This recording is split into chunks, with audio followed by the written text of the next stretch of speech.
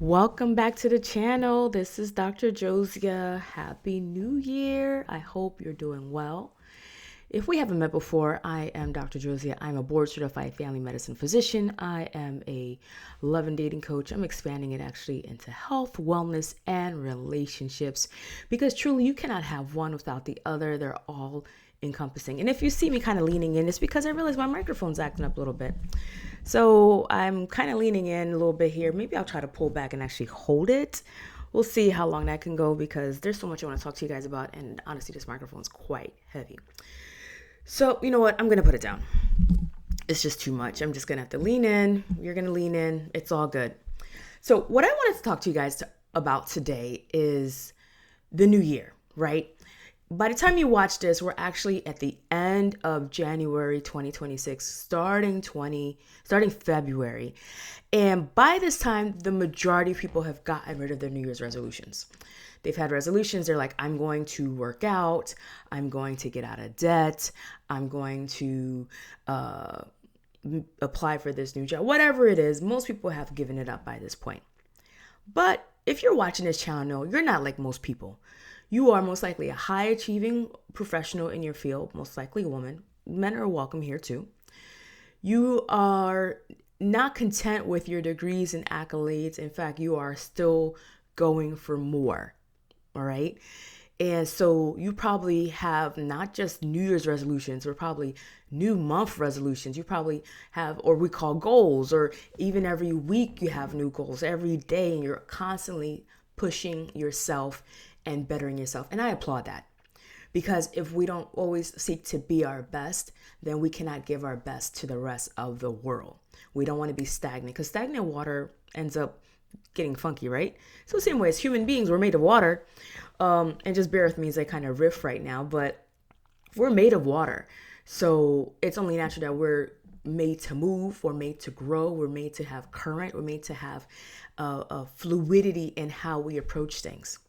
And so with that said, I'm approaching things differently this year. So on this channel, you're not only going to hear about love and dating. As I said, you're going to hear about health. You're going to hear about wellness. You're going to hear about relationships. As you've seen in the last episodes we had in 2025, we had interviews with a singles life ministry leader. We had an interview with a media professor. All right.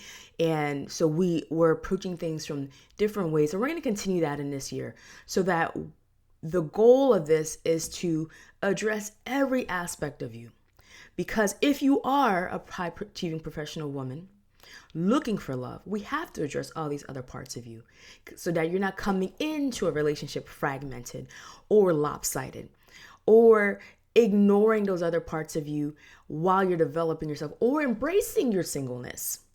Okay. And that ultimately will make you a better professional in the field you do. If you're a physician, it makes you a better doctor, which in turn will spill out to your patients. They will see the difference. They will see the glow. They will see there's something different about you. And that's because you're taking care of yourself holistically. Now, why am I coming up with all these different things? As I said, I'm changing, I'm growing, I'm evolving. As I'm working on myself, then I am working to serve you better.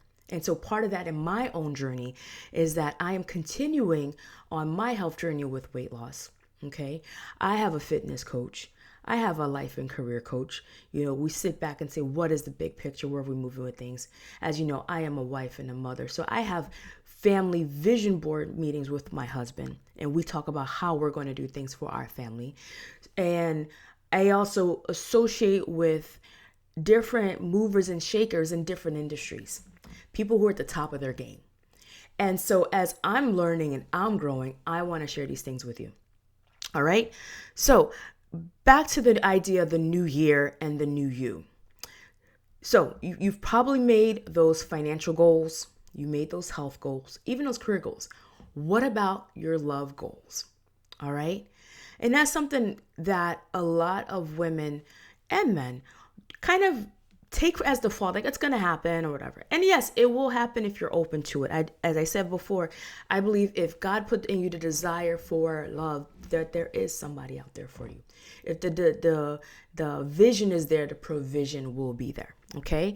But what I want to get into a little bit more is this idea of intentionality.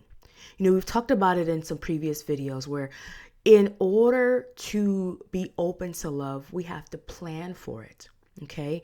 I've had workshops over the years, even master classes. I don't know if any of you guys were part of my master class back in December, where we created our love plan for 2026.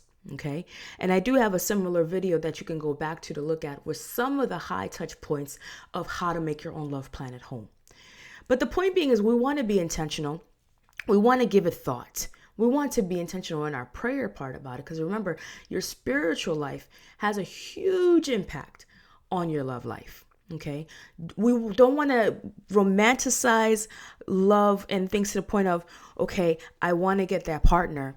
And then that's the finish line and happily ever after. If you went back to my talk with Dr. Tachi, we said how all of that's for entertainment in movies and in TV. Okay. But we want to be intentional. We want to be clear about needs versus wants. We want to make sure that what we're looking for, what we're believing is our desire, is not something that others have implanted in us or what, quote, society said we should have, versus what's going to be truly compatible for a life-lasting relationship so that both of you elevate one another. And as you have your business, your career, you're continually going upwards, and so is your future partner. Okay, so take time to go back over your goals you set for this year.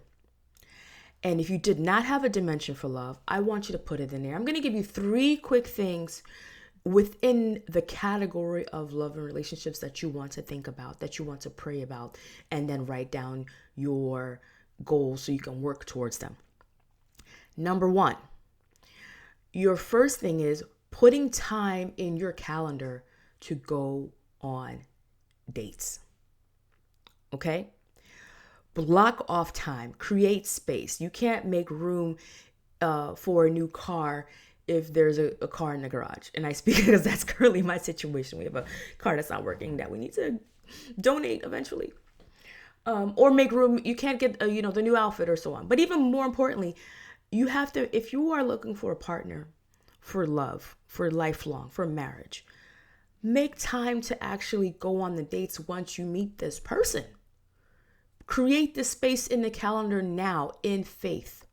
So that when you go to that next networking event or you go on the online apps and the gentleman says, hey, let's go out, you have the time already allotted.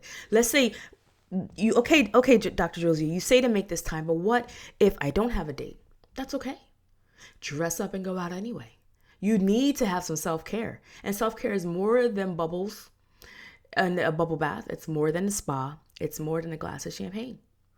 It's more than hanging out with your girls, who most of the time may be hindering your love life. But we'll get to that in another video. Create space for what you want. And you're also creating the habit that when you are in that relationship, you now have space for dates while you're in your relationship, while you're in your marriage, and keeping things fresh, okay? Versus crowding it out, and then next thing you know, it's just stale, which happens to a lot of people. Be intentional. Make time in your calendar is the first thing you want to do. Number 2, the second thing you want to do when you're talking about planning for love for this year is, what kind of person are you when you are meeting these gentlemen or meeting these women, if you're a man listening to this, okay? Are you someone who is quick to complain? Are you someone who's impatient? Are you someone who is sarcastic or self-deprecating? So this question kind of, like I said, it spills into the other elements of your life that we talked about earlier. This question is about, who are you as a date, as a woman, as a person? Who do you want to be? You want to be patient. You want to be loving. You want to be kind. You want to be compassionate. You want to be funny. You want to be engaging. You want to be sexual and sensual. Put those down, because that's not just a have goal, as some of my mentors say. It's a be goal. You need to be that person in order to have that kind of relationship. Okay? So that's going to create some time for you to work on yourself. right? Whether that's coaching with me or getting with a therapist or putting yourself in spaces and places of women who are happily married and learning from them. Okay? So who are you going to be? That's your second thing in your plan. So the first one was your calendar, making space for dates. Your second thing was, who are you going to be? And the third thing you're going to now put into your plan for love for 2026 is, what kind of man do you wish to be in partnership with? Now, this is beyond the superficial 6 figures, 6'4" guy kind of thing. Okay. Or like one of the rap songs say, 8-figure guy that's my type. Okay. This question is about more than attraction, because attraction fades. All right. And for those who don't know, I have a background in psychology. My undergrad's in psychology. It has been shown in social phenomena that, yes, attraction will open doors. Attraction will get people jobs. Attraction will make you more likable, even if you were to commit a crime. Remember years ago, there was that blue-eyed robber who had his mugshot at everybody, was like, oh my gosh, she's so gorgeous. Mind you, he was like a convicted felon. But we want to get past attraction. What characteristics does this partner have? Is he good with money? Does he have a growth mindset? Does he have a prayer life? Now, a prayer life is very different than having an active church membership or church presence. Because if you've dated long enough, you know by now, not everybody who goes to church has an active prayer life. Okay? Think about those deeper qualities. I just gave you a few examples, right? Is this somebody who cares about their health? Do they work out? Do they eat their vegetables? Do they get their colonoscopy? Okay. Do they get their eyes checked? Do they go to the dentist? Again, now, some of those are physical / superficial, but health. Does this person, care about? How do they care about their family? If they happen to have children, because at certain ages, life happens, people have kids, or they're divorced or widowed, or, they had children and weren't married. But how do they take care of their children? How do they have a relationship with their brothers and sisters, with their parents, if their parents are still alive? Okay. Think about these things and then create a list from the heart. Pray throughout the whole thing. One thing I'm going to be very clear about this year that I've kind of skirted around last year is the power of prayer, is the power of God. And I'm not going to get religious because I've done religion. Trust me, I've done all kinds of religions in Christianity, outside Christianity. Again, that could be a whole thing in of itself to delve into that. But what I will say is this: there is a God, there's a creator. Okay. I do believe in Jesus Christ as a son of God. So I'm going to put that out there. If you don't, that's okay. That's okay. But just hear me when I say that having a connection with God, with the creator, is crucial. It is imperative to having a successful dating life and relationship, and even relationship with yourself. Because if you're not connected to the source of who you are, then you don't know who you are. Then you're following every trend that's out there. Then you're portraying stuff that's not who you truly are. And eventually the truth comes out. Okay? And when you are authentic in who you are, knowing whose you are in God, you will attract the man who is about authenticity as well.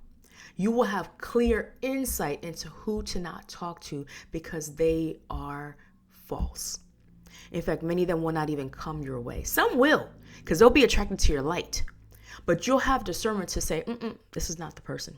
I did have a video on that last year talking about a woman's secret superpower, our gut intuition, Holy Spirit. We've been taught to ignore it for years, okay? I want you to tap into it and make it razor sharp this year. This is the year for love. This is the year for relationships. This is the year for health and wellness. This is the year for growth if you desire it. It's literally out. It's here. It's just all it asks of you is to open your hands and receive it. Okay? All right. I know that was tough. That was intense. But let me know in the comments what resonated for you, and I'll see you in the next video.